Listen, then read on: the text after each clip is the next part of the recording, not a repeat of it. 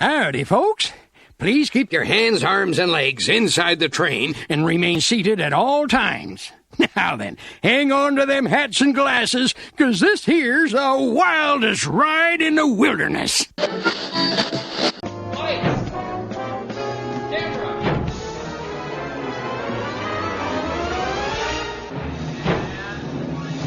Action!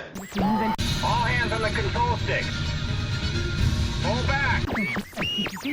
We may make cranium commandos out of you yet. You see your true colors shining through. WDW Radio, your information station. Hello and welcome to the WDW Radio Show, your Walt Disney World information station. I'm your host, Lou Mongello, and this is show number 143 for the week of November 1st, 2009. Thank you so much for tuning in once again. We'll start off this week's show with a look at some Walt Disney World news, but the big news from Disney this week, of course, is all about the newest addition to the Disney Cruise Line, the Disney Dream. So this week, we'll take a detailed look at the announcement and some of the incredible, innovative details about the ship, as well as its destinations, itineraries, and amazing features. And what better time than now to announce the details for the WDW Radio cruise on the Disney Dream in 2011, as we are set to announce our sailing date and additional information. I'll give you the answers and the name of the winner of our last Walt Disney World trivia contest, and update you on upcoming meets of the month in Walt Disney World before playing more of your voicemails at the end of the show. So sit back, relax, and enjoy this week's episode of the WDW Radio Show.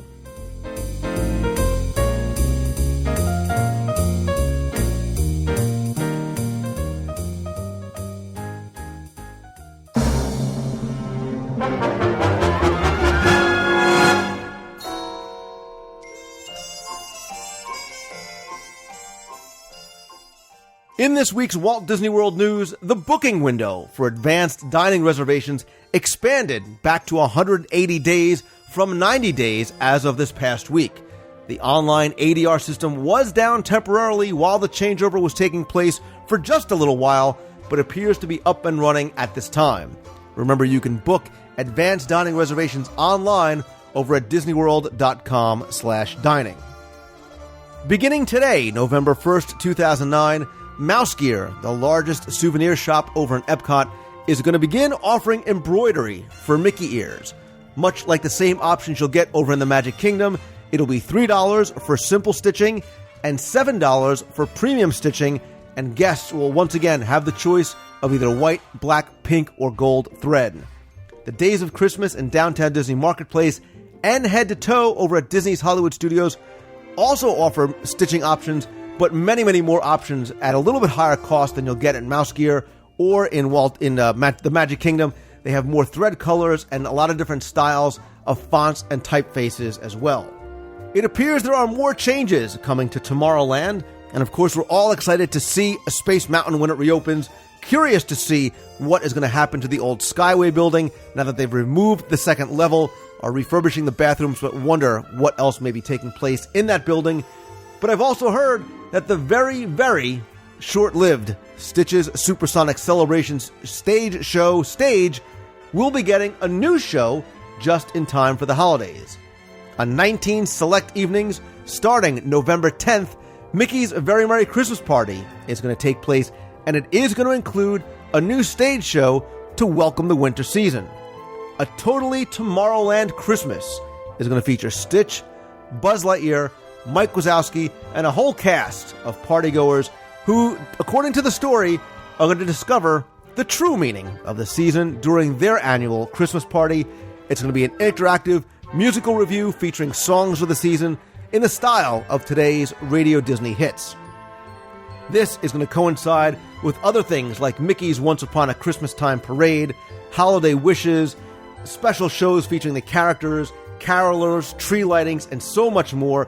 Again, the parties take place throughout November until December 18th, beginning at 7 p.m. and continuing until midnight.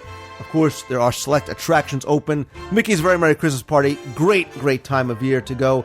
To purchase advance tickets, you can go to disneyworld.com/Christmas party or call 407-WDisney. Earlier this year, we talked about the Disney Parks mobile application, Mobile Magic, that was going to be coming to the Verizon network. And for months, we heard nothing until now, because Disney has announced that Mobile Magic is going to be available, and it's going to bring everything from attraction wait times to fast pass return times, information on character locations for Walt Disney World and Disneyland, and so much more to your Verizon wireless phone.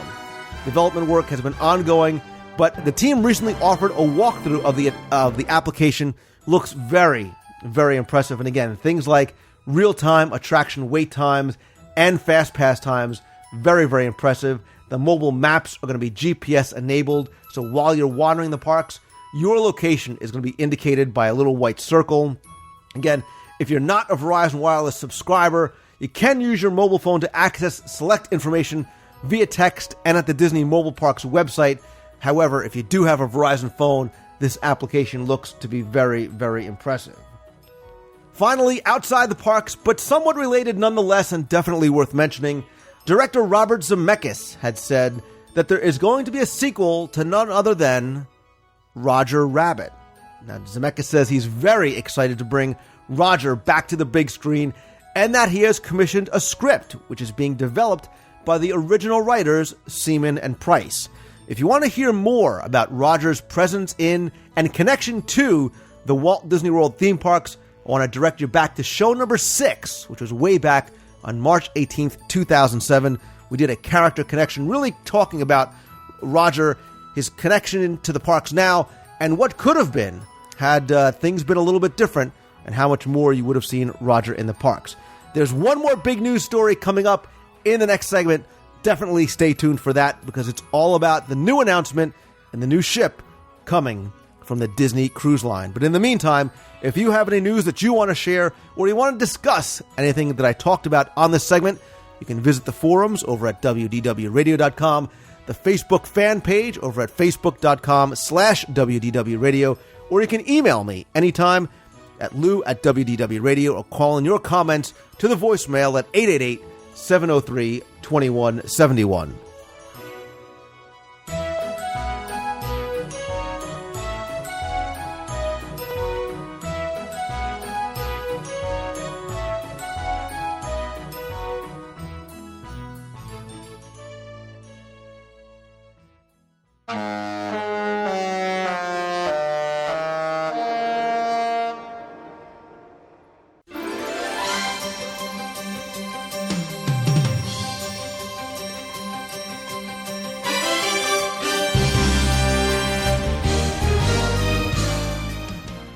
The biggest news from Disney this week, of course, came during an event in New York City where Disney executives, cast members, and specially invited guests were treated to the major reveal and details all about Disney Cruise Line's newest ship, the Disney Dream, which is set to set sail in 2011.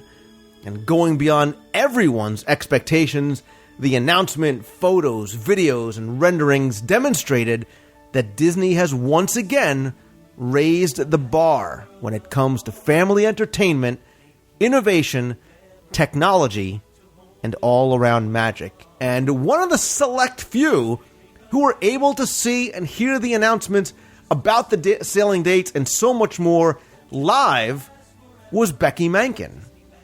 And even though she didn't invite me to New York City to share in the fun, I mean, the research or the schmoozing food and drink that took place there after Becky Mankin, I still wanted her to come on the show to talk not just about the general details, but really help me as we reveal the details for the WDW Radio cruise on the Disney Dream in 2011, as we are set to announce our sailing date and details. Yes, I'm getting more excited as we talk about it. But Becky Mankin, welcome back.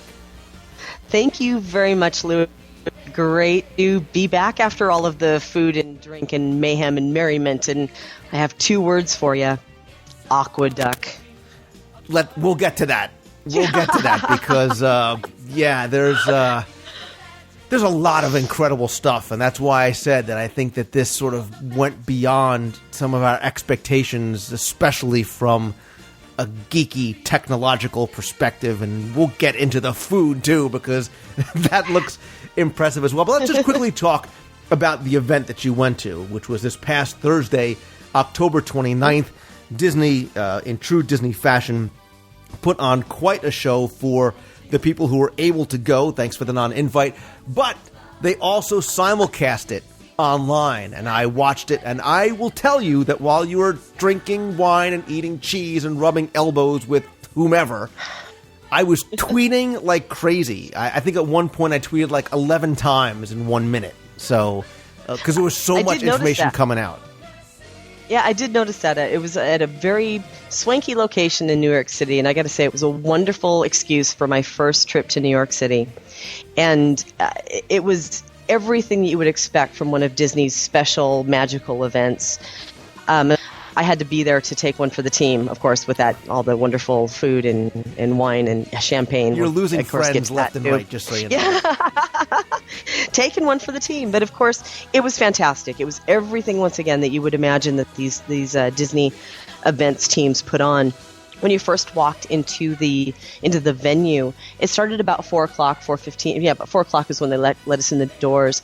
And we were greeted by like an artist rendition of the entrance to the new ship, complete with uniformed cast members, one in a handlebar mustache, from the old 30s and 40s type Titanic. Sorry, but that reference of the older, more glamorous ships.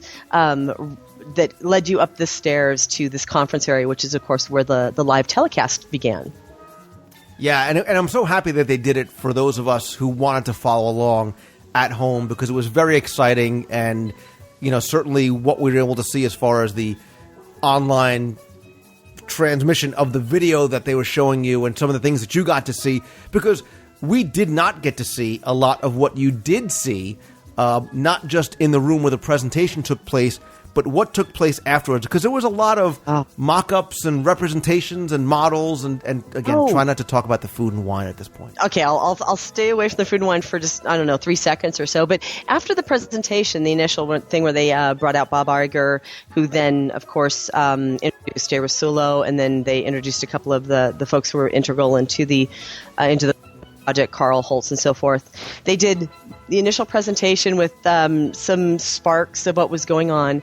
After the presentation, they led us downstairs into the area you're talking about, which was a very large room that had different areas that were set up with mock-ups, with artist renderings, and more importantly, which was really exciting, is they had Imagineers that were responsible or on the teams for those different locations.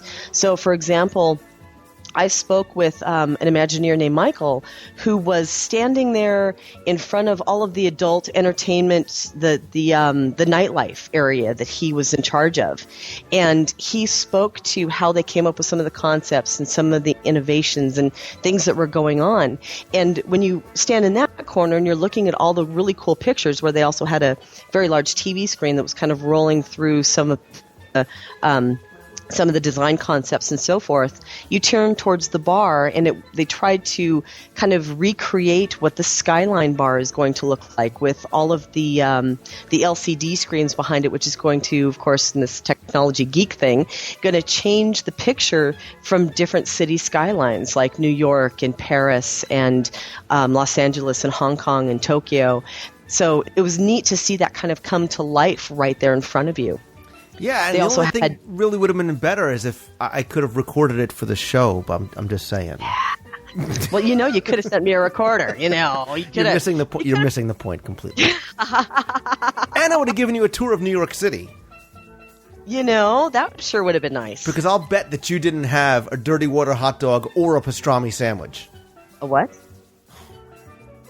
What did you do on this? I guess that's going to have to be on the next one, huh? Yeah. Okay, moving on. But it was really exciting because in each corner they had like the area where the Ocean Ears Club is set up. They also had a mock setup of what one of the inside staterooms is going to look like, just different areas of what they're trying to highlight. And the most exciting thing was that as we were talking to some of these Imagineers, they were also telling us that what was in front of us was only a little taste of what's to come. So they are going to basically be doling out a little bit more information and new technology and new things that are coming to the ship between now and when it's officially going to sail. Right, which obviously was the big news everybody was waiting for, was when would the inaugural sailing date be? And that, of course, is going to be January 26th, 2011.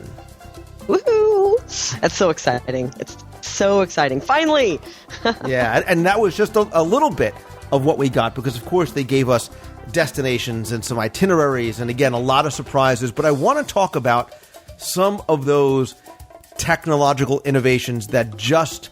you could hear the gasps and you could hear the draws hitting the floor as they were announcing things, like the aqueduct. Not aqueduct, the aqueduct, which really is, the only way to describe it is an onboard water roller coaster. Yeah, I would say so. This thing is 4 decks high. It's going to start from the aft funnel, which is going to be the equivalent of, I think, deck 16. Don't quote me, but I think that's about right. The ride vehicle is basically a 2-person inflatable raft that you're going to go down this water slide that's in a tube that, of course, you can see out. But the part that made me gasp and lose my breath for like 3 seconds or more was that the darn thing swings out 13 feet over the side of the ship. That offers a lovely unobstructed view of the ocean that's, 150 feet below you. That is going to be... I mean, I was giddy. I was giggling almost like a schoolgirl when I saw the virtual ride-through. And again, I'll put a link in the show notes to the video, which obviously is not going to do it justice. And the other thing, too, not only does it go out over the side of the ship, which I think is amazing and exhilarating, but it's huge. It's 765 feet long, 2.5 times the length of a football field. And the other thing, too, I noticed, it obviously there's twists and turns and going all, but you also accelerate uphill at one point. Yeah, I did see that as well. But of course, I was still trying to get oxygen to my brain from seeing the thing where you go out over the side of the deck. That is going to be worth the price of admission alone. Yep, it's like a flume ride. Of course, it's got the twists and the turns and the it's amazing. And there's a splashdown at the end, of course, which is going to be fun as well. So I think that's probably going to... We've been looking for what was going to be the signature on board the ship, from a family perspective, and I think that's definitely a good step towards it. Yeah, and I think that as we were looking at some of that concept art, we saw little things here and there. Obviously, the hallmark of the giant, beautiful outdoor screen is also going to be part of the Disney dream as well. And before we get to something else that just intrigues me so much, let's talk about a few of the other things, like the enchanted art, which is going to be not only in the lobby, but really throughout the entire ship. And it's really sort of this art that comes to life even beyond things that you had sort of like in the animator's palette where it just went from black and white to color. Oh, we are so into this entry, I will tell you that. The enchanted art was something that made my jaw drop as well, and I spent at least 20 minutes or so talking to the Imagineer who was working on that project. And the enchanted art at this point is... located in 22 different locations around the ship, so it is going to be kind of spread out throughout the ship, and it's true animation. It is an LCD screen that is art that they can manipulate and change. So what's really fun about it is that they had an example there of a picture of Mickey and Minnie, and they said, well, we could customize these pictures so that they fit with the ports that we're in. Or it can even fit to the weather, reflect the weather that's outside. So if it's a really sunny day, we can have Mickey and Minnie out with their sunglasses on, in their swimsuits out at the beach. Or it can change if it's raining and have them in their rain slickers. And so it's something that's extremely versatile and fluid. And it was just amazing to stand in front of it and watch the demonstrations. And I will tell you that as they were talking about the aqueduct and the art and things like the living characters, that there's going to be characters like Crush and Stitch and so many other characters are going to be around the ship. That was the point, or the first point, I should say, where I said, you know what?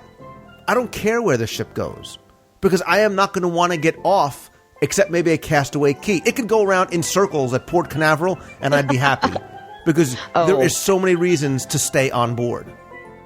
Absolutely. And then if you talk about the things like what they're doing in the Oceaneers Club, I was so excited to see the changes that they're putting in there. For example, Andy's room. I'm not sure if they showed some of the concepts that were going on the online piece, but they're basically going to shrink the kids down into toys. And one of the areas in the Oceaneers Club is going to be Andy's room from Toy Story. So the children can rearrange features on Mr. Potato Head and crawl through Slinky the dog, and it's just going to be really fantastic. So the kids aren't going to want to leave the ship either.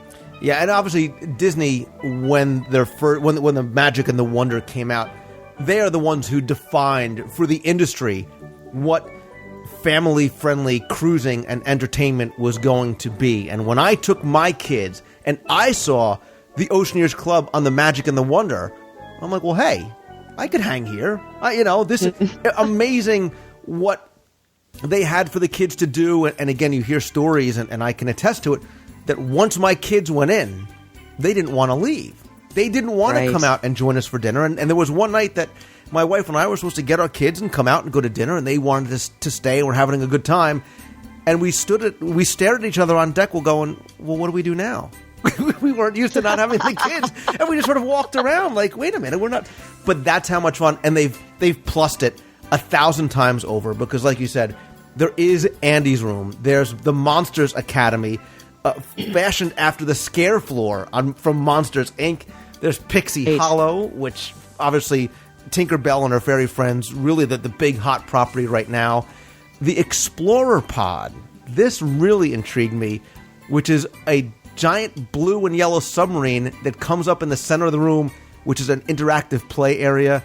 There's the Small World Nursery. There's stuff for teens. There's the Edge Club for tweens 11 to 13. There's Vibe, which is another club for teens 14 to 17, which I think is great because everybody's got their own separate space. And there's also the Oceaneer Lab, too, which I got to get into these kids clubs. I've got to do research here. Oh, absolutely. There's just so much they've, like you said, as great as the Magic and the Wonder are, this is plussed up beyond that. And of course, as I said before, they're only telling us a little bit of what they're doing so far. So there's so much more to come that they're going to kick into this ship. It's phenomenal.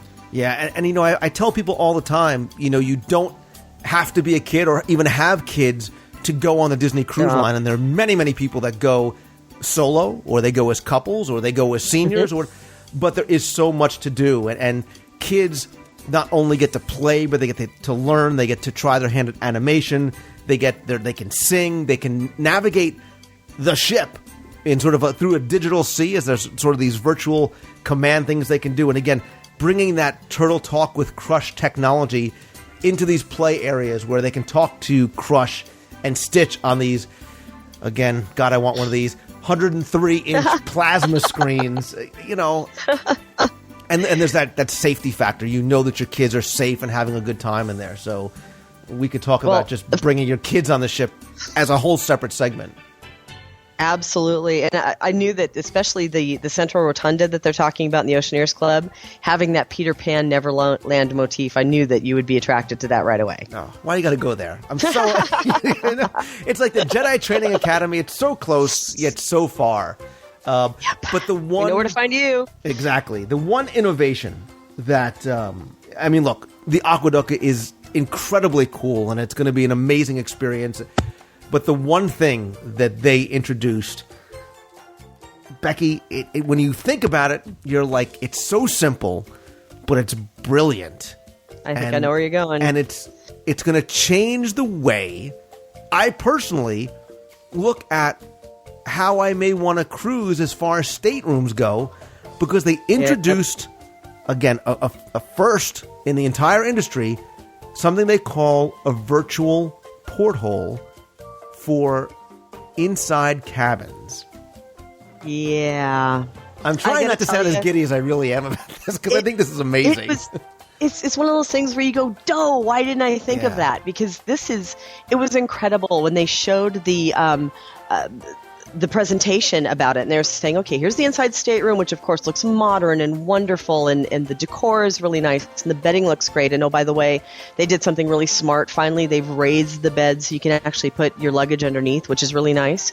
But they looked up and they said, and industry first, we're going to have this virtual porthole. And they showed the picture of it, and basically they're going to have cameras that will project to the screen from the perspective of where your stateroom would be looking. So you see this wonderful water going by, and it's like, oh my gosh, how cool is that? It's an inside stateroom, and you can see the ocean virtually, but it's there, and it really looks real. And then the thing that made my jaw drop was all of a sudden, from Finding Nemo, the starfish clung up against the virtual porthole and started talking to us. And it was just like, I just was so in awe. I was like, oh my gosh, I want to sail in that stateroom. They were talking about different characters are going to make, some stop-bys. I don't know how often or what the timing is going to be for this, but they are talking about having characters in high def that are going to just pop onto your porthole and say hi every once in a while. How amazing is that? Brilliant. It's brilliant. It is absolutely brilliant. And obviously, your view and your perspective changes based on what's going on outside. So as it turns to dusk, your view turns to dusk, and if it's raining or what, it changes, and you have the added benefit of Peach coming onto your window, which obviously if you have a veranda room, probably not going to happen. Yeah, I would say so. And I think a couple of the others that they had mentioned was Mickey Mouse might even make an appearance, some other of the Finding Nemo folk, and then I heard tale of possibly a spotting of a haunted pirate ghost ship making its way across the porthole. So you never know what they might come up with on this. And it's so flexible and so fluid. They can pretty much make anything sail by your window, which could be kind of scary, like haunted pirate ghost ships. I'm telling you, it gave me reason to say, well, you know what? Maybe I don't want to have a window. I don't want to have a veranda. I want to see this. I need to experience this. Put me in an inside cabin. Put me in steerage. Put me anywhere, because I've got to check out the virtual porthole. And the funny thing is they, when they built this ship, obviously the trend in the cruise industry is to go for the verandas, go for the larger locations. So on this ship, there are only 150 inside staterooms. That's pretty low, amazing, considering that there's 1,250 cabins on board. So they kind of scaled down in the number of inside cabins, and I honestly think that that's going to be one of the most popular staterooms to book. Without a doubt. I mean, I told you, I said, you know what, I need to try and stay in one of these inside cabins because I want to experience it. And I think, again, for kids, it's going to be great. I mean, they're gonna be enthralled when they see that. Absolutely. So, and again, and that marries, again, what Disney has been doing all along with the sister ships of the Magic and the Wonder, because they blend that, we talked about that design, that sort of early 20th century transatlantic ocean liner. You said Titanic, I say 20th century transatlantic ocean liner, with modern design and certainly spectacular use of technology. Oh, yes. It's going to be an interesting marriage of the two, that's for sure. And we've had a chance to see, they've got virtual tours, and I'm going to link in the show notes back to Disney's website, which is very, very interactive, not just photos, but there's also videos and 360-degree views where you can take a look at, for example, the atrium lobby, which on the Magic and Wonder was gorgeous, but just looks spectacular on the Dream. It's 3 stories tall. There's, again, the giant staircases and those old-style, oversized portholes.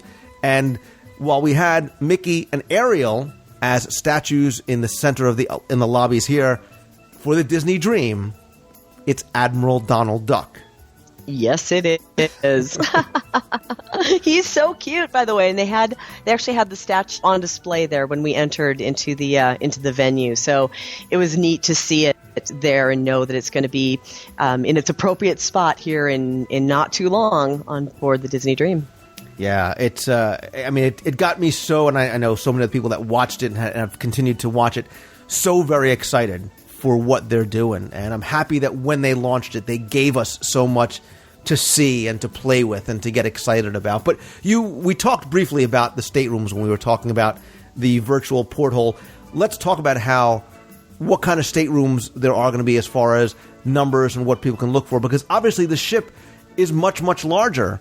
It's two decks taller, if I'm correct, than the Magic and Wonder. So you're talking about 1,100 or so outside staterooms and 150 inside staterooms? Yeah, the breakdown of the 1,250 that are ship-wide is 150 for inside, 1,100 which are quote-unquote outside, meaning that outside could be ocean view or with veranda. So we have approximately 199 which are ocean view, 860 which have balconies, and then on board they have 21 suites as well. It's kind of interesting because they have changed all the categories. So for those of you who are going to be looking at the different things on the Disney Dream, don't be surprised because you're not going to see a Category 7 any longer, which was the Navigator's Veranda. Those, of course, are still on the Wonder and the Magic, but on the Dream they don't exist. They do, however, have gone through a big recategorization. So we have standard inside staterooms, which are your typical Category 11, but now they've done A, B, and C for location. So Category 11A might be on a higher deck than, say, a Category 11C. Some of them are a little smaller as well, not by much. So example, the standard inside stateroom, it's 169 square feet, sleeps 3 or 4. Almost all of the staterooms have a queen-size bed. They do not, as far as I understand so far from what we've been told, they do not have the 2 twins that convert to a queen. It really is a queen-size bed, but they do provide a single convertible sofa in those staterooms to sleep the third person, and then they have the pull-down bed in some of them to accommodate a fourth. And, of course, the privacy divider and so forth. So we've got standard inside, deluxe inside, which, of course, is the same as the standard, but it's got the split bath that we're so familiar with and love so much. They also have deluxe ocean view staterooms for categories 9, A, and B at 204 square feet. Then they're really focusing on the family ocean view or the family staterooms, which are a little larger and can sleep up to 5 people, because that has been always one of our challenges is when you have the families of 5, it was hard for them to be accommodated in a stateroom and always had to get 2 different staterooms. So they have definitely gone a little bit farther in accommodating those larger families. So, for example, a deluxe family ocean view stateroom, which is going to be your category 8s now, are approximately 241 square feet and sleep anywhere from 3 to 5, depending on if they have a pull-down or a Murphy bed, which many of them do as well. And the neat thing about those is that they also have a sit-in porthole seat in those areas. So it actually has about 5 feet in diameter. It's like a teak wood, stainless steel, and a comfy cushion that you can actually kind of ball up and kind of sit there next to the porthole and look out to the ocean, which is a very, very cool design feature. Yeah, I like that. Yeah, that's going to be really nice. Then, of course, they have the deluxe ocean view staterooms with veranda, which are going to be your category 5s and 6. So they actually have 5 A, B, C, D, and E, and 6 A and B, which are now 203 square feet plus the veranda. And those also have the split bath as before. And now they also have the family ocean view, which are your category 4s, as they were before. And those are about 256 square feet. They also have added a new category called the Concierge Family Ocean View Stateroom with Veranda. Say that 20 times fast. It's a category V, as in Victor, at approximately 263 square feet. It sleeps 5, queen-size bed, double convertible sofa, pull-down bed, privacy divider, split bath, a nice big round tub, the veranda, and then you also get concierge service as well.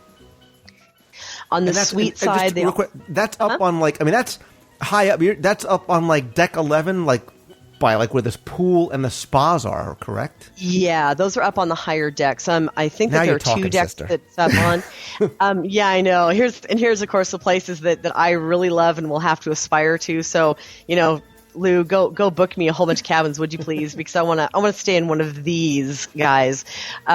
The next ones up are, of course, the suites. Now, they don't have a 2-bedroom suite any longer. They do, of course, on the Wonder and the Magic, but no longer on the Dream. So what they have is the concierge 1-bedroom suite with veranda, which is now a Category T as in Tom. Those are at 536 square feet, sleeps 5. Those also have the queen-size bed, a living area with a double convertible sofa, a Murphy bed, walk-in closet, the whirlpool tub, which I love, the rain shower, the larger shower, which are really cool, and then, of course, concierge service. And then they have the 2 royal suites. And, of course, this is what I salivate over. And someday, but they have the concierge royal suite with veranda. There's only 2 on board. They're Category R for royal. They are perched at the very front of the ship with these wonderful views off your huge balconies. They're about 187 to 198 square feet, depending on which one you get. And it has a whirlpool hot tub out on the deck, which is incredible. So those only sleep 5, which is another change because on the Wonder and the Magic, they could sleep up to 8 in the Royal Suite. So that's going to be a change as well. So it sleeps only up to 5. But the really cool thing is that for those concierge levels, where before it was kind of like, well, you got some really cool stuff, but we were thinking, you should probably get something really extra special if you're going to stay concierge. Well, on board the Dream, they actually have a sun deck that is exclusive only to concierge level stateroom guests. So you will have a private area out on one of the top decks to lounge around and enjoy the sunshine of the Caribbean. See, how can I be so conflicted that while the concierge royal suite with veranda sounds great, there is no virtual porthole there. So give me a Category 11C or the Category R. Well, I got you down, babe. 11C. Thank now, you. one thing I do want to mention, one of the things they did do, though, for up on the concierge levels where they have knocked it down from 8 to 5 guests, they do have a lot more ability for staterooms to connect. So where you might have a 1-bedroom suite, there's some connecting to some of the family ocean view verandas, so that there are options for families, larger families who do want to stay together. So the trick is with that is going to be, of course, to book early to get locations you want. But they are trying to accommodate the larger families and the groups traveling together, and all the other situations that we might get to make sure that it's smooth sailing for a wonderful cruise. Yeah, I saw that there was about 500 adjoining staterooms with connecting doors, which is great because, right, there's close and then there's too close. So if you've got the extended family, you've got the magical gathering, it's great. If grandma, grandpa are in the next room, you want to, or you have kids, you want in the next room, whatever it might be. I think those are great. So, but really, let's get to the meat and potatoes of the matter, the most really important part of cruising on the Disney Dream, which of course is dining on the Disney Dream. And I was wondering when you were going to finally get there. Listen, I'm saving the best for last. You gotta build to the build the excitement up a little bit, because I remember. Now, wait a minute. I gotta say, are we talking about the cheese platters and the wonderful hors d'oeuvres and the champagne that I was having at the event, or again? There's you not making friends. Just so you know, I'm just. All right, moving on. I think you should have let it go at this point. Okay.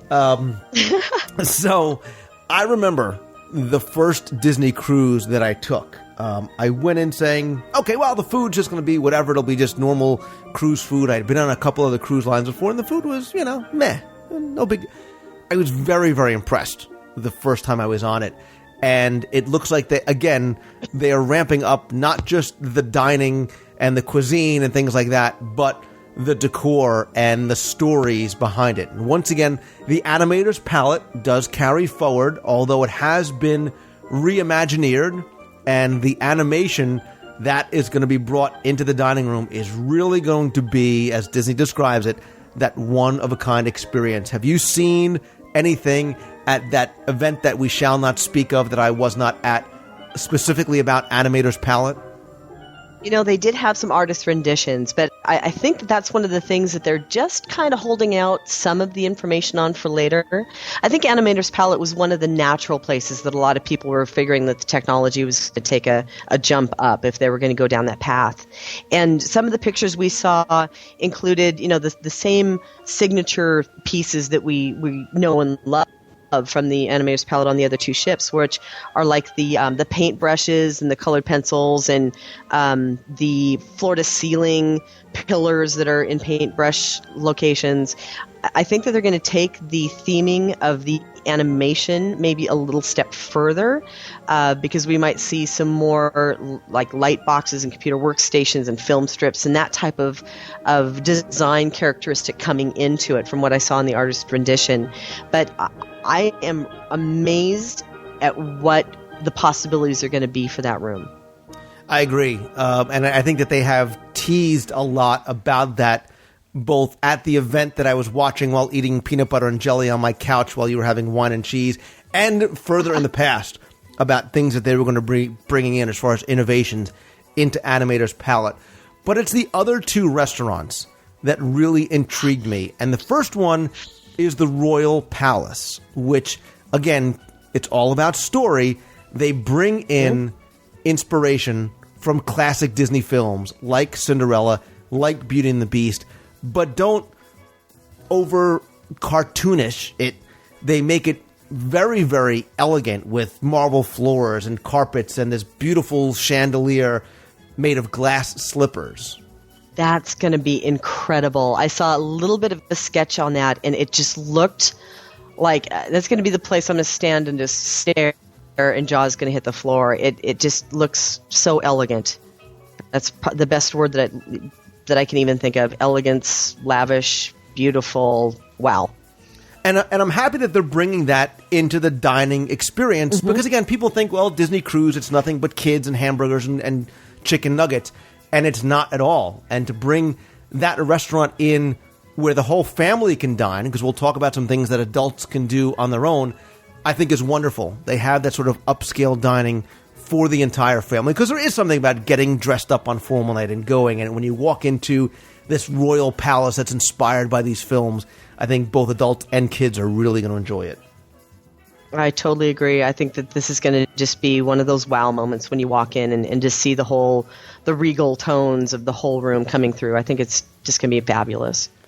And the other restaurant that really was very, very unexpected as to where they went with it, but just looks fantastic, is called the Enchanted Garden. And it's inspired by the real gardens from the city of Versailles.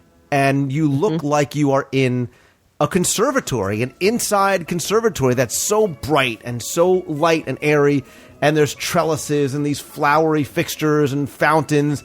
I mean, just amazing. And again, they bring in a level of technology here similar to what we had with the Animator's Palette as far as the dining experience transforming from day to night during the meal. Yeah, but the thing that's going to happen, they did a really cool presentation on what this is going to look like, and I'm not sure if that came through on the webcast or not, but they showed what the rendition is going to be from this daytime beautiful garden setting, with this just gorgeous motif about it in the fountain in the focal point of the room, and as it turned to night, the flower light fixtures kind of come to life, and the sky above you just becomes this beautiful starry night, and it looks just like you're just looking out in the middle of through the ceiling into the actual sky. It was amazing. It was amazing. Again, the thing that I found the first time, and even the second and third time I went on a Disney cruise, was that I wanted to spend so much time exploring. And I think they are really bringing that to a whole new level with the Disney, because even the restaurants, you're going to want to take the time and explore. And I mean, there's so much that we haven't even talked about. I mean, both dining and staterooms and things for kids. And I want to talk a little bit about things for adults. And of course, there's obviously the casual dining as well.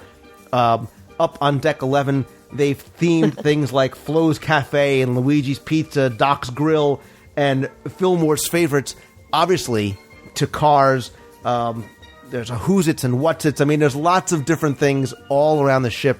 I cannot wait to get on board and start exploring. Oh, right. And the one thing you did kind of gloss over, too, is the change that they're doing in their casual dining for cabanas, which is that new, it's a concept in more of a casual dining in a food court type scenario, but it's a free flow restaurant with beverage stations that has that whole beach type theming to it with surfboards and umbrellas and kites. And it's going to have, I think, around 16 or more specialized food stations, each looking like a beach cabana with the awnings, and there'll be different offerings there as well. So I think that's going to be very, very fun to explore that location. You know what's really funny? As you're talking about it, I'm literally sitting here smiling, thinking about the different food on the Disney Dream. Like, yeah, okay, it's going to go to Nassau, whatever. But think about the places we get to eat on board ship. And we didn't even touch on Palo, because that's going to be back, and it's actually going to be, from what I understand, a much larger version of Palo that we know and love from the original ships. And wow, just another beautiful room that's going to be a great dining experience for adults. Exactly, and that's what I wanted to talk about, sort of separate from everything else was there. We talk about the Disney Cruise Line being for families and for kids, and there's so much for kids of any age to do. But I said at the outset that people go solo and they go as couples, and many, many people go for their honeymoon or for their anniversary or for whatever. And there is a lot to do for adults. And I have this conversation with people all the time saying, well, we're thinking about going on a cruise, but we can't go on the Disney Cruise Line because it's just for kids, right? And it's just the opposite. There is, and even more so here, there is an entire nighttime district and dining and spas and pools specifically for adults on the Disney Dream. Oh, yeah. So much so that I haven't had a chance to even really get up to date on everything that's available from the district, which, of course, is the nighttime entertainment area that we're used to on the other ships. But this, of course, is plucked up, where we had talked about before with a bunch of the lounges, one that was Skyline that I was talking about, where the city skylines are going to be reflected in the room. It's like a Metropolitan Sky Bar meets luxury high-rise penthouse is how they had explained it. And it has a digital fireplace and a 65-inch LCD screens that will depict these different locations, whatever location they're going to reflect on the walls. I think that just has that wonderful technology piece that matches the elegance, and that's just awesome. And, of course, signature cocktail, so that's speaking my language. They also have a neat little area, which I can't wait to see, called Pink, which is the more intimate cocktail bar, which will have the wines and liqueurs, as well as, of course, my favorite, champagne. Love champagne. That's just going to be a neat little place with backlit insert glass, having bubbles, covering the walls, kind of having that whole, the pink elephants from Fantasia will also make some appearances in the bubbles. So, another, again, piece of technology that's going to plus up the location. And again, I love the fact that there's so much, it seems, that on this ship is tying back to classic animation and classic films and even modern touches with Pixar throughout both the kids and the adults area. You touched on Palo, and if you've never been on a Disney cruise, you've never eaten at Palo, you have not lived yet, because I heard about it and I said, oh, yeah, okay, great, there's an adults-only restaurant, but Palo is not just a great restaurant on board ship, it's a great restaurant, period. Serving Northern Italian cuisine and an incredible wine list, exceptional service. A real hallmark of Palo, and like you said, it's been redesigned and it's expanded, and it's really, it goes quickly. Reservations go quickly. It's for a slight premium to eat there, but very, very much worth it. And if you are going as a couple or you're celebrating something, you must do Palo. Absolutely, I agree. And I tell my wife it does not exist, but the spas and salons and things like that are not just this, single barber's chair tucked away in a corner somewhere. It's a 2-deck, 16,000 square foot spa with treatment rooms, a rainforest, spa villas. Forget about the gym. 17 private treatment rooms. I mean, they have definitely expanded the whole spa and salon on board the ship. And of course, bringing back the rainforest room, which, believe me, many of us are very addicted to. So I guess I'll have to introduce your wife to the spa. Sounds like. And that assumes that she's coming on one of these research trips. Okay. Let's see how much trouble I can get you into. Okay, moving on. Okay, so moving on. So listen, and we're just, we're so far in, but we've really only touched on some of the details, again, because there's so much more, and because Disney has not released it all yet. And I kind of like the fact, look, we have a long time before she begins to start setting sail in 2011, and I think we'll see a lot more. And let's talk about that. Let's talk about when she's going to set sail, where she's obviously setting sail from, and the destinations, and then the itineraries. Absolutely. Geez, where do you want to start, Lou? All right, so January 26th is when she makes her maiden voyage, which, important to note, is a 4-night maiden voyage. So let's talk a little bit about the lengths, because that was something that people were speculating on for a long time. Would it be a 3, 4, 7, 5-night cruise? You can take your pick from those. Yeah, absolutely.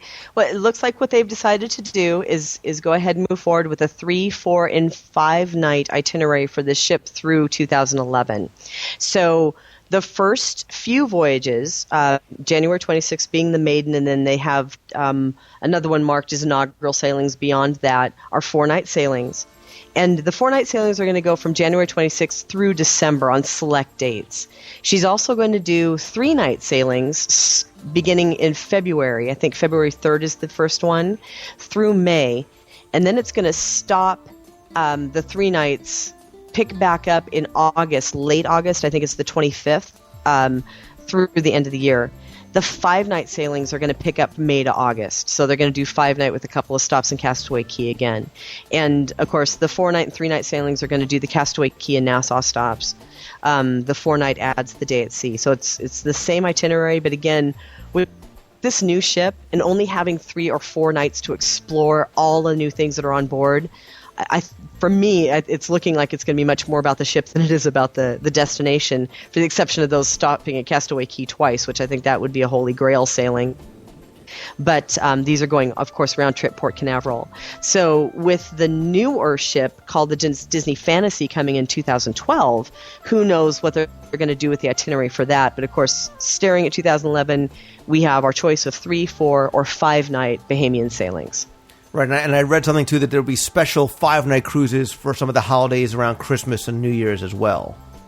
Right. Yeah, and I agree. And like I said at the outset, I wouldn't care if it just went in circles to the Bermuda Triangle and back, because I just want to spend time on board ship. But the big thing about cruising on the Disney Cruise Line for me, the one port that I do always get out at is at Castaway Cay. And in preparation for the arrival of the bigger, badder Disney dream, Castaway Cay is also getting some enhancements as well. They're expanding the family beach. There's a new floating water platform. There's going to be slides, water play areas, private beach cabanas. Now you're talking my language. A lot of other upgrades going on there. We can link over again to the Disney Cruise Line website to talk about that. So I think a lot of people maybe were surprised by the 3, 4, and 5-night. But I don't necessarily think it's a bad thing, because I hear 4-night cruise, I say, well, that's 3 days in Walt Disney World. So I get 3 days in Walt Disney World ahead of time, have some fun, roam the parks, 4 days on the cruise just to relax, little spa, little Palo, little beach cabana, and then do it all over again the week after. So, see, that's the thought. I got to say, that's what a lot of people are talking about doing after they came out with the 3 and 4 is maybe just go ahead and do back-to-back, which you can do. You can book a 4-night and a 3-night, and if you book early enough, you can actually stay in the same cabin. So for those of you who want to stay on and experience 7 nights on board the ship, that's an option. And it's not so far-fetched, because on the last cruise I went on, we met people at the lounge one night who were talking about everything that we were going to see over the next couple of days. And we're like, wow, you guys really know your ship. They're like, no, we just did it a couple of days ago. I said, what are you talking about? It's like, oh, yeah, we just decided to stay on board. We're doing back-to-back cruises. So this is the second time I'm wearing my pirate costume. This is the second time where all of our pictures look exactly the same because we have the same outfits on for 2 weeks. But yeah, that's they had a 2-week block of time to spend, and they did back-to-back cruises and took their cruises differently. The first cruise was all about getting out and getting to the different ports and going to see as much as possible, and the second one was more about enjoying the ship and relaxing and spending time with their family that way. So, absolutely. But, before we move forward, I want to ask you personally, what of all the things we talked about, and there's been a lot, I mean, we've been talking for a long time about all these exciting things. What do you think, what's the one thing you are most excited about the Disney Dream? You shouldn't ask me questions like that because I'm going to give you 5. It's you can't. That's a inevitable. Lou Mangelloism. You're not allowed to do it. It's only reserved for top 10s. Oh, my God. You know what? Wow. There's so much, though, that I'm looking forward to seeing on board the ship. I got to say, I can't pick one. Aqueduct. I think it's probably top of the list, but I'm going to throw in the electronic art, the enchanted art. I'm sorry, I can't wait to see that.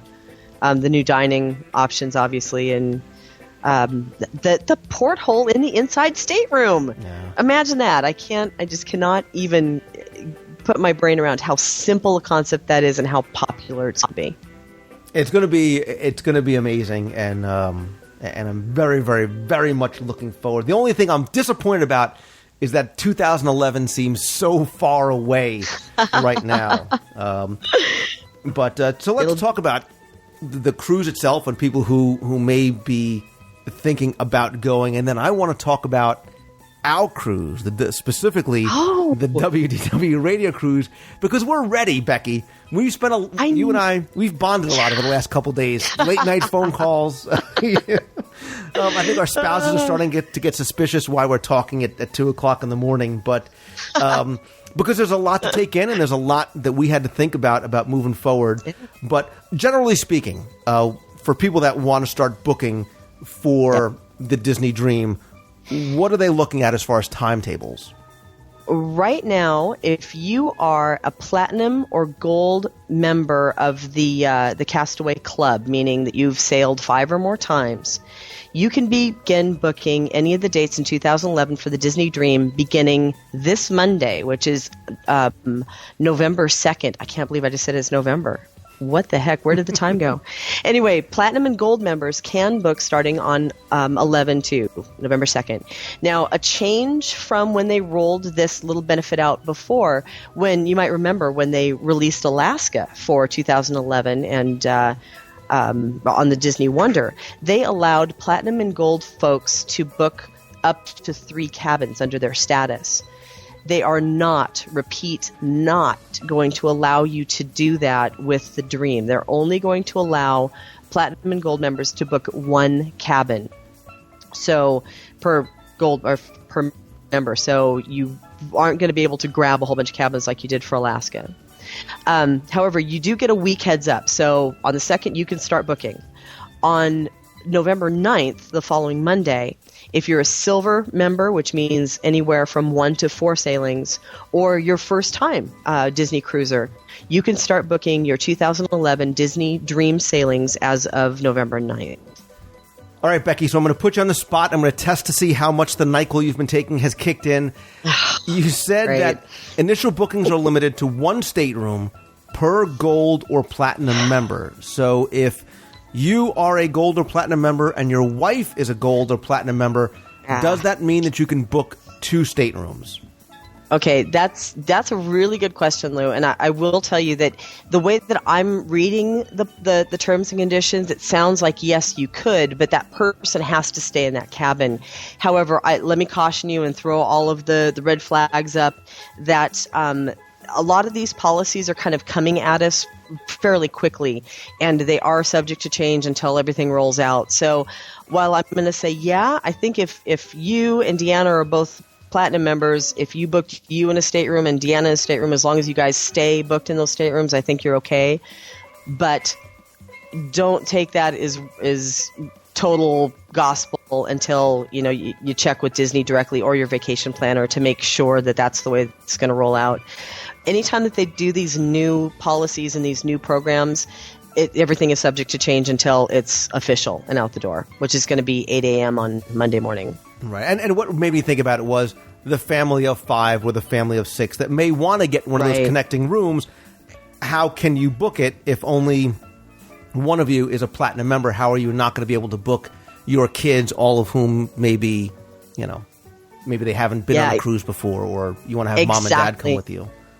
Exactly, and that would be my argument as well when I go back to Disney. But of course, the way it's reading right now, on the information that have been receiving, again, in quotes, subject to change, terms and conditions, blah blah blah.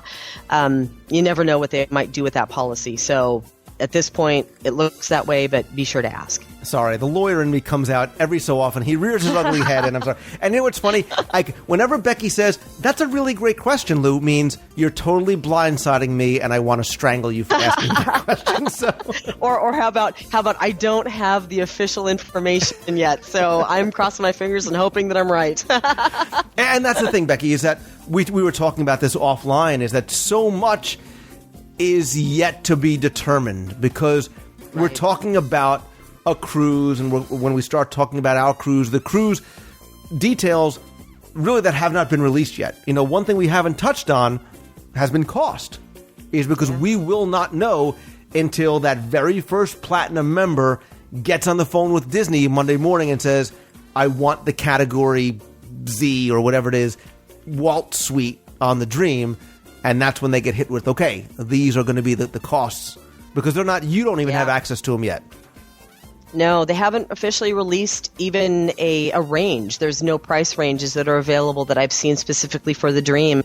So while I have seen some things that are for 2011, that doesn't mean that the rates that I'm seeing aren't for the Wonder and the Magic. They're just not giving us all the information, and they're holding on to it till it's totally official, which is, of course, going to be Monday morning. So it is a little bit flying blind. All we can pretty much do is kind of go with what things have been historically, but as we all know, things in the Disney universe change every so once in a while. So it could be a big surprise on Monday. It's going to be interesting, and I'm sure it's going to be even more interesting from your perspective as you start trying to book people on. One thing I want to quickly point out is that some of the deposit information is kind of changing depending on the voyage. So, for example, I've heard that on the maiden voyage, and possibly some of the voyages after it, or possibly some of the holiday sailings, we're not exactly sure, but for definitely sure on the very first sailing, the deposits you put down will be non-refundable. And they're not going to allow us to courtesy hold that first day. So make sure that you know the terms and conditions of the sailings that you're booking beforehand, so that you don't have any money at risk. Yeah, and like I said, specifically for the inaugural cruise, there are some pretty hard and fast rules that differ from the other. Like you said, there's a pretty hefty deposit, which is non-refundable, and right. It's all going to be done that day. That being said, I still think the inaugural probably going to be pretty popular that first day. I think they'll do okay. I don't think Disney has anything to worry about. I'm thinking they're going to be doing just fine. From what I understand, that inaugural cruise is going to be a $400 per person deposit. And, when you're talking a family of 4, that's $1,600. It's totally at risk because it's non-refundable. So, think kind of carefully. But like you said, I don't think they're going to have a problem filling that ship. I don't either. I don't either. But the smile is coming on my face once again, and not just because I'm thinking about the different places to eat, like Palo and the Enchanted Garden and the Royal Palace, but because I want to talk about, finally, the WDW radio cruise on the Disney Dream that you and I have been talking about for a long, long time. We announced a couple of months ago, and finally we have that sailing date. We have some details, and after some very long conversations over the next few days, we are ready to announce the date which we have chosen. After really thinking, and I want to preface this by saying we looked at the inaugural very, very carefully and very long and very hard over and over and over again. We kept on coming back to it and tried to weigh all the pros and cons towards being on the inaugural. Obviously, there's only one. There's only one opportunity to be on the inaugural cruise. However, that $400 deposit, the limiting the one booking of the stateroom, the non-refundable deposit, the fact that it's probably going to book up very, very fast, and it's going to be hard to get venues for some of the things that we want to do. It's so important for us to have as many people on this cruise as possible, and I'm just afraid that if we tried to quickly get into the inaugural, that would not happen, that we would not be able to make that happen for a variety of reasons. And there's plenty more as well. I mean, it's close to marathon weekend. I know a lot of people go to the marathon, and we just don't want to see people get shut out because it is going to book up fast, because we don't know what the cost may be. We're not going to know until we call on Monday, and then maybe scrambling, and it's going to be tough. And for all those reasons, we opted not to go with the inaugural cruise for the WDW radio cruise. And I hope everybody understands why we decided to do it. However, that being said, the serious part's over. Smile comes back to Lou's face. We did look at a number of dates and a number of times of year that we wanted to do it. We also looked at your feedback that you gave us on Facebook, in the forums. Many of you emailed me directly. You came up to me during events like D23 and the Meets of the Month, and you've come up to Becky and talked about. So we kind of weighed all those things, everything from the timing to the holidays to the cost to the distance in time from now to the sailing dates, to try and come up with something that was going to appeal to as many people as possible. And Becky, this is where no matter what we say, there's going to be some people who are like, oh, I can't go on that because something is going on and I can't do it. And that's the thing we struggle with whenever we do these kind of events. Yeah. So that being said, it really is hard. It is. Yeah, it really is hard because we want more than anything to have as many listeners as possible be able to go with us. So, yeah, it has been a struggle trying to find the right marriage of the date and being some of the first people on board the ship and the price, which we don't even know yet. So let's go with it and see what we get. Yeah, we threw out a number of things and tried to weigh all the pros and cons, and I had spreadsheets and abacus and all kinds of things going on over here trying to figure out what it is, trying to really strike the best balance. And there was something very appealing, too, about wanting to get on the ship early, because fall 2011 is 2 years away, and that's a long time, and a lot can happen, and by gum, we need to get on this bad boy. So for that reason, and for so many others, the date, and I put an asterisk here, by the way, because I'm going to qualify where's the this. Drums? Right. Where's the drum roll? Where's the drum roll? It's going to be February 27th, 2011. Yay! Thank you. I was hoping you'd get up and cheer. Right, for 4 nights sailing. 4 nights. It's going to be a 4-night sailing that leaves on a Sunday, February 27th, 2011. Again, it's I think it's a great time of year to go.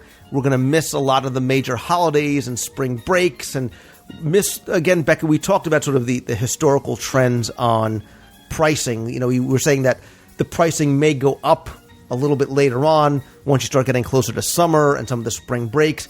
This might be a sweet spot as far as pricing is concerned and timing is concerned, our ability to get and do some of the things that we want to do that we always like to try and do to plus these kind of events up. Absolutely. And like you said, we're really hoping that this is that sweet spot because it's after the February holidays. It's well before you get into the spring breaks and into Easter and so forth. So historically, this is a really good time. Hopefully it comes through. The good old revenue management has been good to us. So we'll find out Monday. I hope so. And listen, if you're looking to get that perfect gift in 2011 for your sweetheart for Valentine's Day, you give her the little card with a couple of cruise tickets in it.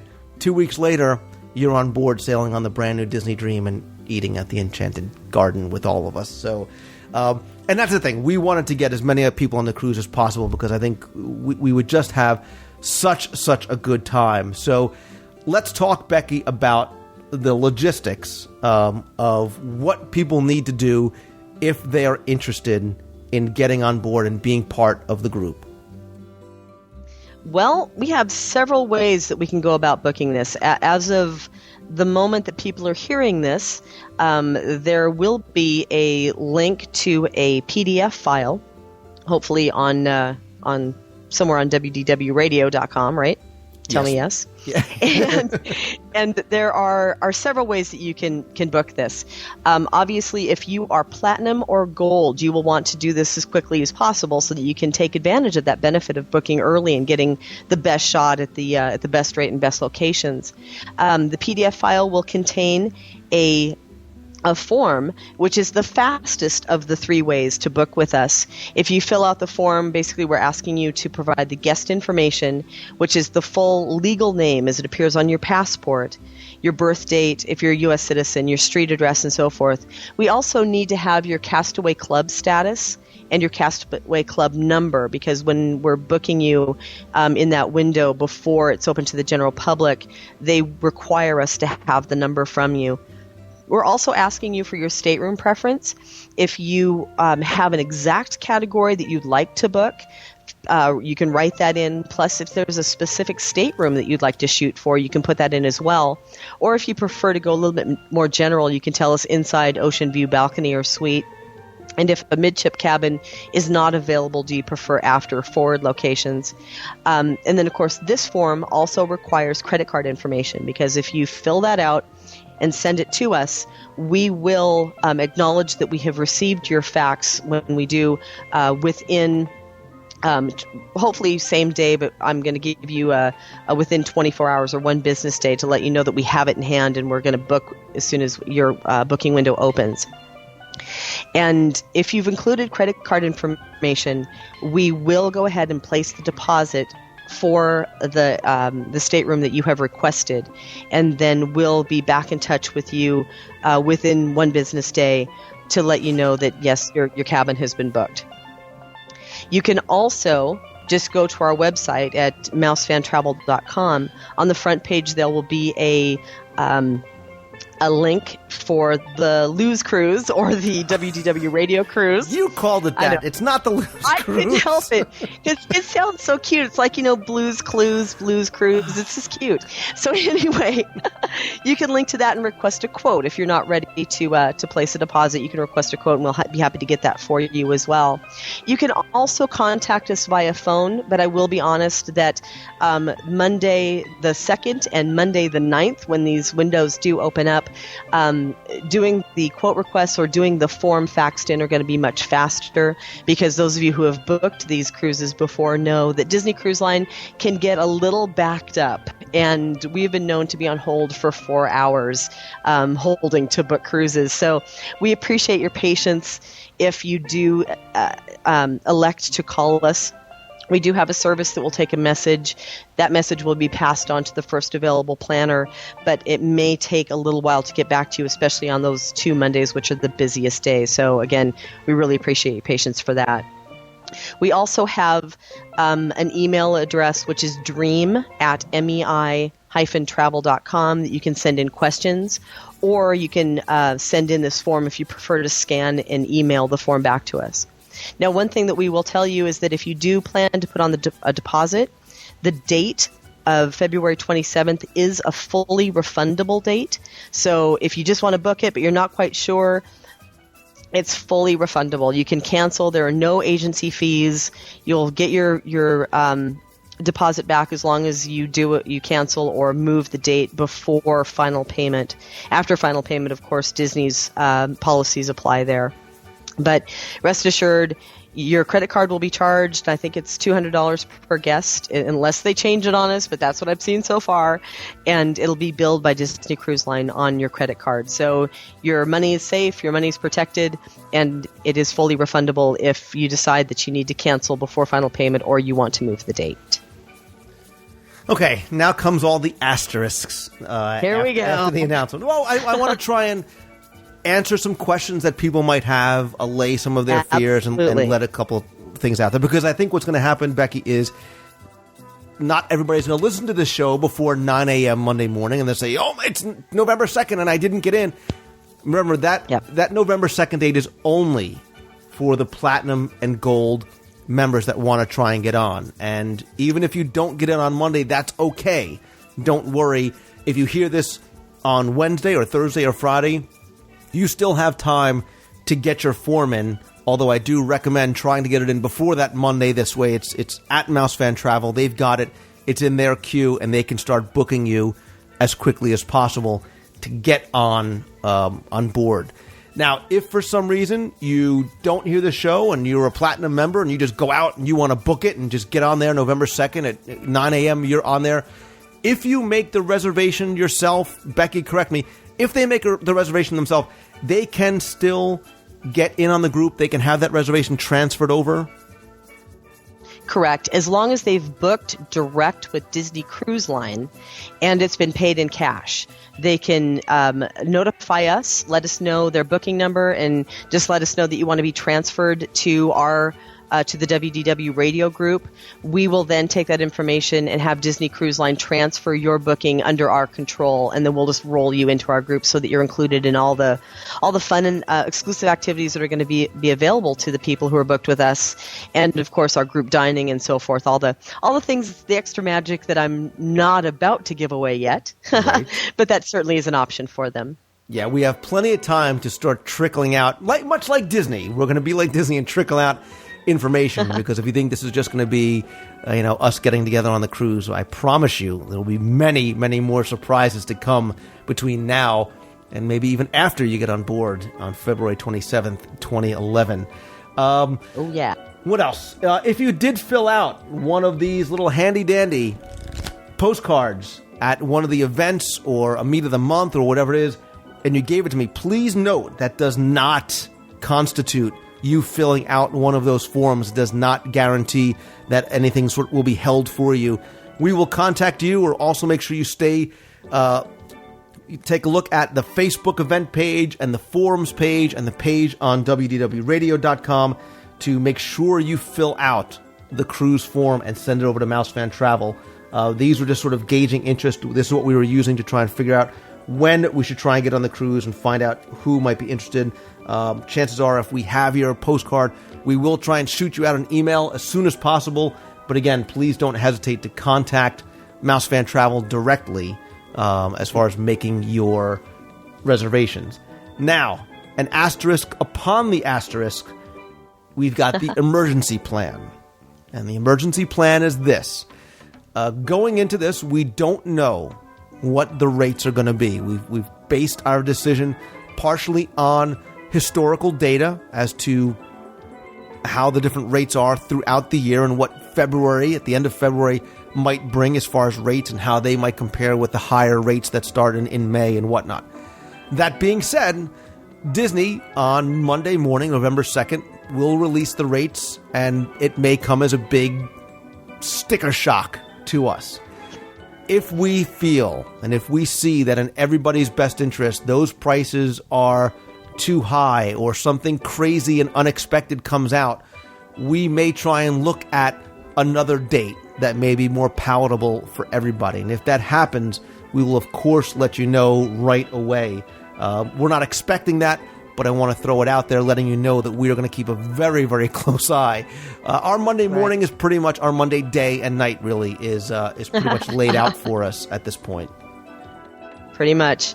I also want to mention, too, that if you're not a Gold or Platinum member, if you're a Silver or your first-time Disney cruiser, don't hesitate to fill out this form or put in a quote request now. Mm-hmm. Even if it's before the 9th. Even though that your booking window doesn't open before the 9th, we will then at least put your form or get your information in queue so that we're ready when it does open up. So don't hold on to it. Don't think that you can't send this information to us beforehand. It's just that we can only actually book and confirm Platinum and Gold members that week of the 2nd. But we're going to book these on a first-come, first-served basis. So please, if you're interested and you want to do it, get it to us as soon as possible. That'll really help our process come the 9th, which is going to be our busiest day. Right. And what I was going to say is that if you are considering coming on the cruise, you're not sure, you say, well, 2011, it's so far away, I'm not really sure. but you think that you want to join us for what I promise you is going to be a memorable, exciting, fun time with like-minded Disney fans, I would definitely recommend that you put in your form, you deposit yourself on the ship, because remember, it is fully refundable, and I do think I'm a betting man, and I'm going to bet that these cruises, especially early on, will sell out. So if you are interested, and if you got burned and didn't get into the Adventures Club, trust me, you want to try and get your form in early. This way you're in, but you have a way out. And Becky, until what point are they able to get that refundable deposit back? All the way up until final payment, which at this point may be due around 120 days beforehand. I have not seen that policy yet to see when that final payment's going to be due, but it'll be, up into the end of 2010 before it's going to be due. I do want to also throw out another asterisk upon an asterisk for those of you who are, unlike me, are able to grab one of those suites, or you want to sail in one of the suites. There are special deposit requirements and some penalties for suite deposits. So please make sure that if you're going to try to book for one of those stateroom categories, that the refundable deposit might be a little bit different. Yeah, and that actually goes to another reason why you're better off booking directly through you. You can address all those questions. You can give those people the answers to things that they may not even realize. So going through Mouse Fan Travel to be part of the group is definitely the best probably way to go. And obviously their agents will answer any questions that you have, especially after 9 a.m. on November 2nd when they're all a little bit more informed about exactly what's going on. Absolutely. And once again, I cannot stress this enough. Believe me, once we get your facts, once we get the information, we will acknowledge that we've received it again within one business day, hopefully beforehand, but I just want the cushion just in case. But please, please, please know that those Mondays are going to be extremely busy. So we really appreciate your patience for us to get back to you to let you know that something's been booked, or to get back to you with more questions if we have it. Those 2 Mondays are going to be very, very, very busy. So thank you in advance for your patience. Yeah, and I'm going to obviously put a link to the PDF right on the homepage of WDWRadio.com. I'm actually going to try and set up WDWRadioCruise.com, which will get you right to that PDF page on the website. Again, you can also come there from the Facebook event page, from the forums as well. Couple of things that I want to just mention, because the cruise does leave on a Sunday. Some of you may be thinking about coming in a little bit early. We are going to look at some point after Monday, November 2nd and November 9th. We're going to look into possibly doing some pre-cruise events in Walt Disney World. So if you want to get in a little early, maybe we'll have a get-together there. Just kind of planting that seed in your mind now. We'll obviously address that as we get a little bit closer. But if you want to have a little combined land-sea vacation, it might be a great way to do it. And I think we have did we cover all of our asterisks? Well, I'm sure that there are more. There always are. Some more situations come popping up, but that's the wonderful thing about booking with us or working with us, is that if things change, if by chance any new offer comes out, any new information comes out, we will be communicating it with the clientele. So we're going to kind of be on the front lines of this, and hopefully pull together any new information. So I'm sure that there's going to be more. Yeah, and we're obviously going to talk more about our cruise specifically as we start getting closer and start getting more details. But if you are considering going on a Disney cruise and specifically going on the Disney Dream, the only thing better than cruising is cruising with friends, and you will be among friends, and we are going to have a great group of wonderful people. Mouse Fan Travel, you guys always plus these kind of events up. I think back to Adventurers Club and so much more. We are going to have a great time. We're already working and thinking about some special surprises to, again, plus up what is going to be an amazing, amazing experience on this incredible new ship. Again, super excited, despite how late we're actually recording this, literally in the wee hours of the night, to try and get this information out to you as fast as possible. Again, you can, for more information, come to WDWradio.com. You can also go to MouseFanTravel.com. Whatever way gets you there, easiest. And if you have any questions, you can let us know. But Becky, I'm so excited. We've been waiting for this. We've been waiting for this announcement for so long. And now that it's here, and now that we've got details coming out, and again, pictures and videos are going to be right over at WDWradio.com. Just so excited about cruising on the Dream. Oh my gosh! Between going to the event, of which shall not be named, but I'll probably mention it by See, like 20 more times. You went there again. We were ending on a high note, and you went back to the event.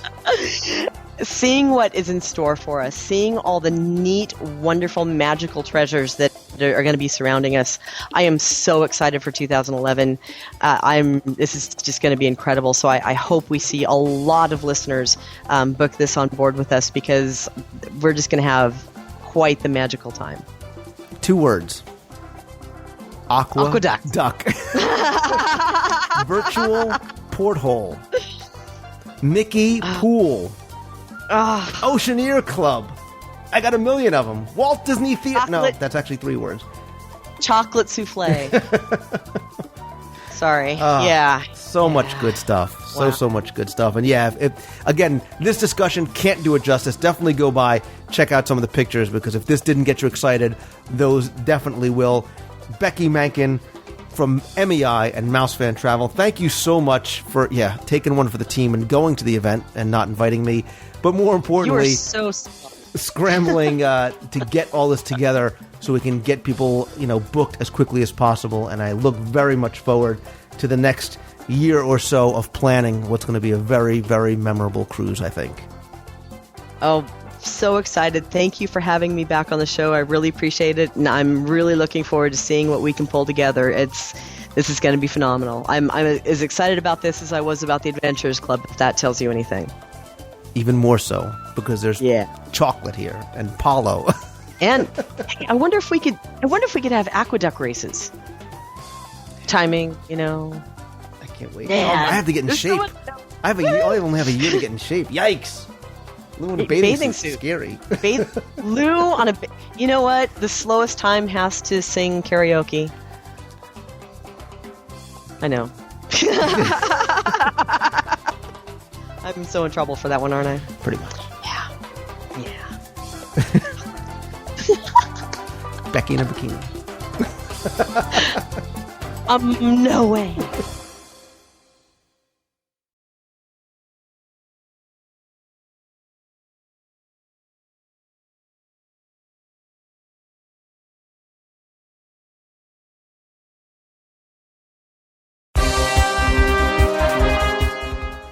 It's time to announce the winner of our last Walt Disney World Trivia Contest.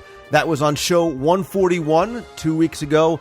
There I asked you 5 trivia questions about Walt Disney World, asked you to answer them in order, and let me know which of the 2 prize packages I had up for grabs that you wanted.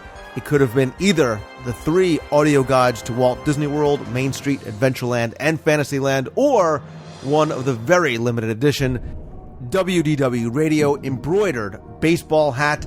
And before I announce the winner, let's go over the questions and correct answers.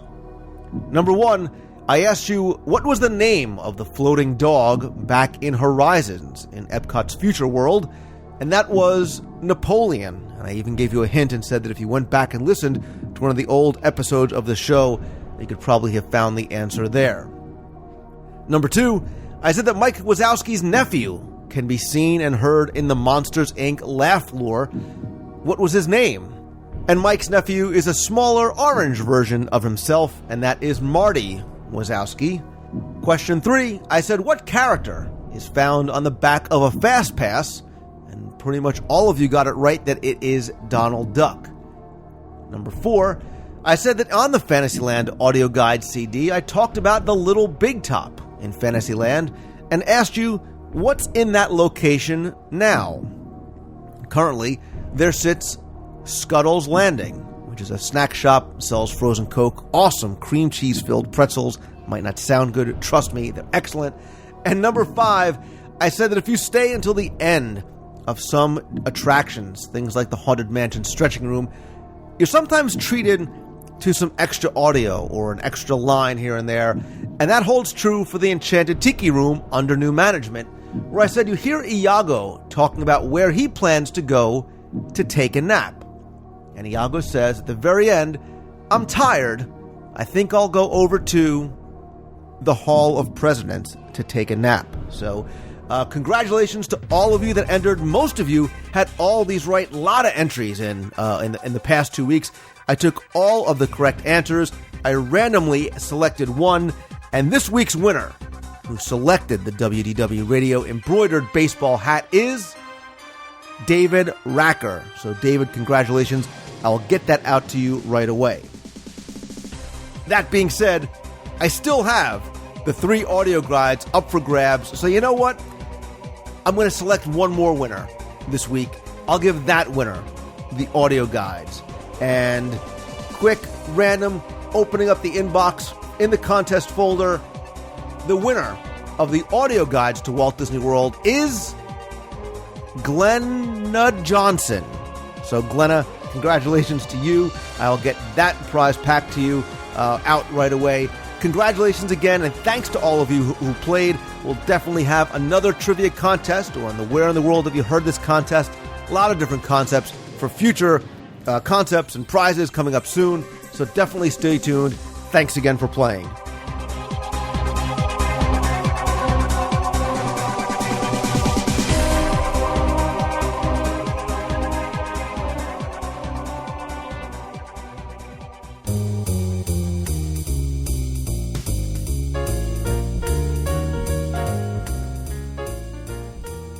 That's going to do it for this week's show. Thanks so much for tuning in. Thanks also to Becky Mankin from Mouse Fan Travel for joining me, helping me cover everything we could about the new Disney Dream ship and helping get us all very excited about the upcoming WDW Radio cruise on the Disney Dream on February 27th, 2011. Remember, you can visit WDWRadio.com or go right to WDWRadiocruise.com. That will take you right to the information page where you can find out more about the cruise and print out the PDF form, the booking reservation form. You can print that out, fax it to Mouse Fan Travel. You can scan it, email it to them, or you can even call them if you have any questions or you want to provide your information over the phone. And speaking of getting together, you don't have to wait until 2011 if you want to just come together and hang out with some other listeners and fans, because the next WDW Radio Meet of the Month in Walt Disney World is going to be Saturday, November 14th. We're going to get together at 2 p.m. over at Ariel's Grotto in Fantasyland. We'll meet at the tables under the big top, get together, hang out for a couple of hours. I'll post more information over at the Facebook event page that I'm going to create and over in the WDW Radio forums. You don't have to RSVP, but we'd love to let us know that you're coming. If you can't make it in November, but you are coming down in December, there's 2 meets that we're having. The first is going to be Friday, December 11th. There, I'm probably going to do something outside the parks for people that don't have passes. I am still working on an exact location, but I promise you it will be early enough in the evening or later enough in the afternoon for anybody that may want to go to Mickey's Very Merry Christmas Party. Still have time to do both. Also, we're having a celebrations meet on Sunday, December 13th.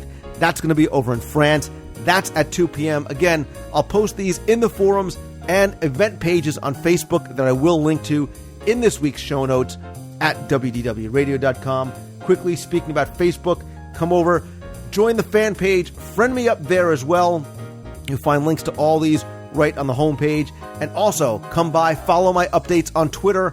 I am twitter.com/Lou Mongello. Also on the site this week, just uploaded some more new videos. Look for additional videos, including a couple of really fun ones that I'm excited about releasing. This week, you can find them all right on the site and on YouTube. But if you subscribe to this show in iTunes, they'll automatically be downloaded as they are released. Also on the site, don't forget, you can still order signed copies of my Walt Disney World trivia books, the audio guides to Walt Disney World, and you can also get a link over to celebrationspress.com where you can order back issues or subscribe to Celebrations Magazine. And if you want to contribute We want the magazine to be interactive, so if you have a story idea, a letter to the editor, a photo, an article, anything at all, come by, email us over there as well. If you haven't checked it out as yet, be sure you head on over to prettygoodmovieride.com. There, Glenn Whalen has done some amazing things with clips and his own take on the great movie ride. And November, over at WDW Memories, is Disney Memories Month, where they're going to be announcing some giveaways and contests over on their Facebook fan page and the website, so stay tuned. And if you have a favorite Disney memory or a story that you want to share and have a chance to have it published in the upcoming WDW Memories book, they'll be accepting stories through November 30th over on the website, over at mywdwmemories.com. I'll put a link to that over in the show notes as well. Lots of things going on backstage here at WDW Radio that I'll be announcing probably in the next couple of weeks or months. Definitely stay tuned. Remember, you can always go back to the site or iTunes, check out older episodes. They're always available. I think you might find some things, if you're a new listener, that you're really going to enjoy. Stay tuned for a new WDW Radio Live, probably coming up in the next week or two. Again, best way to find out how to log on, how to be part of the interactive video broadcast and chat. Stay tuned to the forums, Facebook, and Twitter. If you want to be part of the show, you have a question you want answered, you can email me at lou@wdwradio.com. And you can also call and be on the air anytime at 888-703-2171 with comments, suggestions, reviews, reports, or even just saying hello from the parks. Big thanks, as always, go to my partners and sponsors, including Mouse Fan Travel. All-Star Vacation Homes has more than 150 houses and condominiums within 5 miles of Walt Disney World. You'll find a link to All-Star Vacation Homes right on the homepage. Also, if you're interested in buying or selling DVC through resale, you can head on over and visit dvcbyresale.com. Chantel and her team be happy to answer any questions and help you out there. Don't forget that if you want to talk about the show, the best place is to come by the forums over at WDWradio.com. We have more than 33,000 other family members there. Come by. It's fun. It's free. Very, very welcoming to join. And as always, my friends, if you like the show, all I ask is that you please help spread the word. Go review the show on iTunes. Come say hi on Facebook. And again, I want the show to be as interactive as possible. And most of all, I want you guys to have a fantastic week this week. I want you to take that first step towards following your dreams and doing what you love. And always, always keep moving forward. Hope to see you in 2011 on the Disney Dream. Have a great week, everybody. See ya. Hey, Lou, this is Cindy in Chattanooga, Tennessee, and I am a first-time caller. Have been on your website today for the first time, and very impressed with all the information. Love it. But you have really inspired me to become a runner. I'm not a runner, but you talked about the Everest after party, even though maybe next year it won't have the monsoon downpour. But I had no idea there was such a thing, and hey, I'm into the parties, and I'm into the cute little medals that you can get. And anyway, thanks for all the information. I thought I knew a lot, but you had just really expanded my mind, and look forward to finding out all kinds of new stuff. Keep up the good work and enjoy your show. Thanks. Hey, Lou, this is Tim Stenzel from Marion, New York again. I was just calling to let you know that one thing I miss the most at Walt Disney World is a name, basically. When my wife and I were married 12 years ago, we went on our honeymoon down to Walt Disney World and spent 7 days there. And we stayed at Dixieland, or Dixie Landings is what I believe it was called. And a couple months ago, we came back up here, and we went back over to that resort to show our 9-year-old daughter, Hannah. And I've known for quite a while that they did change the name. It's now Port Orleans Riverside. But as far as my wife and I are concerned, it'll always be the Dixie Landings. So that's what I really miss the most, of, if you want to call it an attraction, gone by. So keep up the great work on the podcast. I'll see you later. Bye. Hi, Lou. It's Brian from Philadelphia. And just got back from seeing a presentation by the Jim Henson Legacy group. It's a traveling production presented by the Smithsonian. It was moderated by Craig Sherman, who was on your show. But it also featured Bonnie Erickson, who did a lot of costuming for the Muppets, like Miss Piggy, and Fran Brill, who actually is the voice of Prairie Dawn and some other puppets for Sesame Street. But it was a really cool presentation, a lot of funny film clips from the Muppets, some great stuff from the archives, and it's apparently a traveling exhibit. I think they still have 4 more stops. I guess you can look up on their website. But it was a really cool presentation, and highly recommend it to any of the listeners who can get a chance to see it. Anyway, keep up the great work on the show, and looking forward to the next one. Bye-bye. Paging Mr. Mr. Tom Morrow. Oh, really, Lou? I really hope that the TTA comes back to the old. I'm listening to the show this week. Yeah, I'm with you. This is Jeremy, by the way, up at Fort Knox. Just wanted to wish you a magical day, and hope everything's going well, and hopefully we can keep some of the old with the new. Talk to you soon. Hi, Lou. This is Jim O'Neill, another displaced New Jerseyite. I'm out here in Michigan now for a few years. And one of the attractions that I really miss is Cranium Command, which was in the Wonders of Life Pavilion at Epcot. And I just thought it was really clever how they showed the different parts of the brain using all the different actors. In fact, I don't know if it came before the attraction or after it, but there was actually a TV show that I really enjoyed that was kind of almost very similar to the attraction, where it had a guy and he had these people in his head, and you saw the people and how they affected what he was doing, and the show was called Herman's Head. I don't know if you ever saw it, but it was actually a show I really enjoyed. It was on for just a few years, thinking probably about the maybe early or mid-'90s, but Cranium Command was an attraction I always really enjoyed, and I do miss it. So take care, and thanks for all you do, Lou. Bye. Hey, Lou, it's Alan. My wife and I, Judy, just got done eating at San Angel Inn in Mexico based on your review, and we absolutely loved it. I had the tostadas with the crab and the plantains with the sour cream, which I always got to have them with sour cream now. The poblano rice. We had the chocolate mousse with the berries. I hadn't been there in years and years, but your reviews made it sound so good we had to go and try, and it was unbelievable. Keep up the good work. We love your show, and we love your reviews. All right? See ya. Hey, Lou, it's Alex. I called in earlier this week saying I was planning my trip for today. Happy Halloween, by the way. Well, I'm heading home right now. It was a great day. We went to Hollywood Studios and Magic Kingdom. We didn't get a chance to go to Mickey's Not So Scary, but oh well. We had fun anyways. Love the show. Talk to you later. Hi, Lou. It's Gary from Columbus. I want to talk to you about the segment that you just did on the lost attractions of Disney World. Just kind of a side note, one of the memories that I have of being a child was being in the Skyway and actually looking down into the teacups and seeing the people spinning around on those. Now, of course, not only is the Skyway gone, but the teacups have a pavilion over it, so that wouldn't be possible now. But really, I have to agree with you. My top lost attraction is Horizon.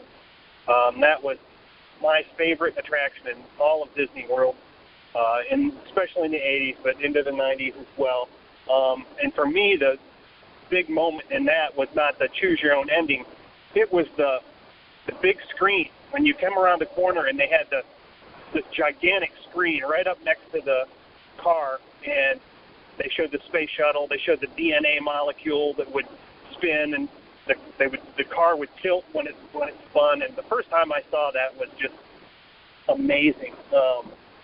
As far as whether it work again today, I have to be honest and say that I don't think that it would.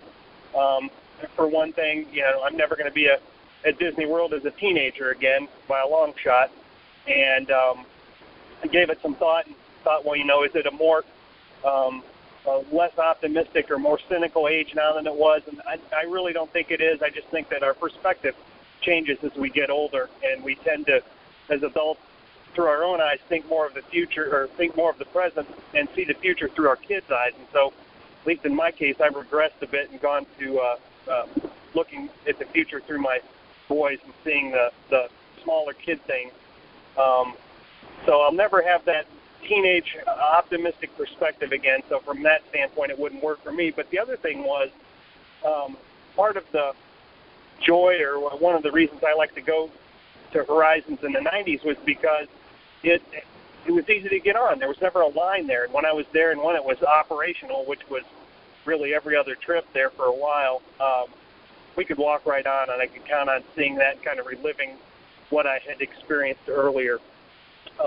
Putting Horizons out as is right now and hoping for it to succeed would be a lot like sending the movie Tron out for general release. It may have worked back in 1982 or 83, but I think it would be dated now.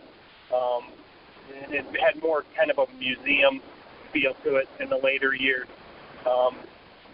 You can get on YouTube now and see a lot of really neat videos of the World's Fairs from the 60s and even the 1939 World's Fair, and it's neat to see, but to think that an attraction like that could come back now and be as successful is probably not realistic. Could they come out and do something like Horizons, taking a look at the future, similarly optimistic view? I think that's a possibility, and that's what we could hope for as fans. But that attraction, as it was kind of a snapshot in time. But we certainly have fond memories of it. I'll always remember that and have those videos to show my boys. So those are my thoughts. Have a good week, Lou. Take care.